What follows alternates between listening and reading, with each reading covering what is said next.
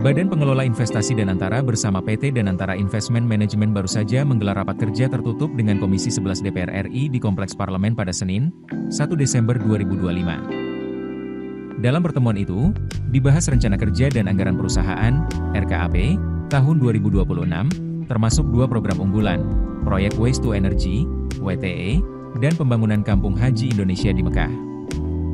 Ekonom Universitas Paramadina, Wijayanto Samirin, menilai bahwa kedua proyek tersebut belum menjanjikan imbal hasil yang optimal bagi lembaga milik Presiden Prabowo Subianto. Ia menambahkan, proyek WTE memerlukan biaya operasional berupa tipping fee yang biasanya dibebankan pada anggaran pendapatan dan belanja daerah, APBD. Wijayanto menyarankan Danantara meningkatkan profitabilitas dengan memperhitungkan risk adjusted return yang tinggi, mengingat risiko fiskal daerah yang meningkat akibat pemotongan transfer ke daerah, TKD, dan pelemahan ekonomi. Selain itu, Danantara memiliki kewajiban membayar bunga dan pokok Patriot Bond yang baru diluncurkan.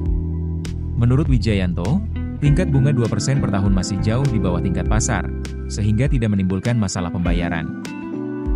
Sebelumnya, manajemen Danantara Indonesia memaparkan roadmap investasi untuk tahun 2026 dalam rapat kerja tertutup bersama Komisi 11 DPR RI. Roadmap tersebut dirancang untuk menjalankan mandat ganda, menghasilkan imbal hasil berkelanjutan sekaligus memberikan dampak positif bagi perekonomian nasional. Rosan memaparkan dua contoh program utama tahun 2026, dimulai dengan proyek Kampung Haji di Mekah yang diinisiasi melalui Inpres nomor 15 tahun 2025. Proyek ini diproyeksikan membuka hingga 7.500 lapangan kerja bagi tenaga kerja Indonesia dan menghasilkan nilai ekonomi lebih dari 2,5 triliun rupiah per tahun melalui penguatan ekosistem halal. Selain itu, Rosan menyoroti proyek Waste to Energy sebagai inisiatif strategis domestik yang mendukung ketahanan energi dan penanganan sampah nasional. Proyek WTE diperkirakan menciptakan 3.500 hingga 4.500 lapangan kerja selama fase konstruksi, ratusan pekerjaan tetap saat operasional, serta memberikan kontribusi hingga 1,6 triliun rupiah per tahun terhadap EDB pada masa pembangunan.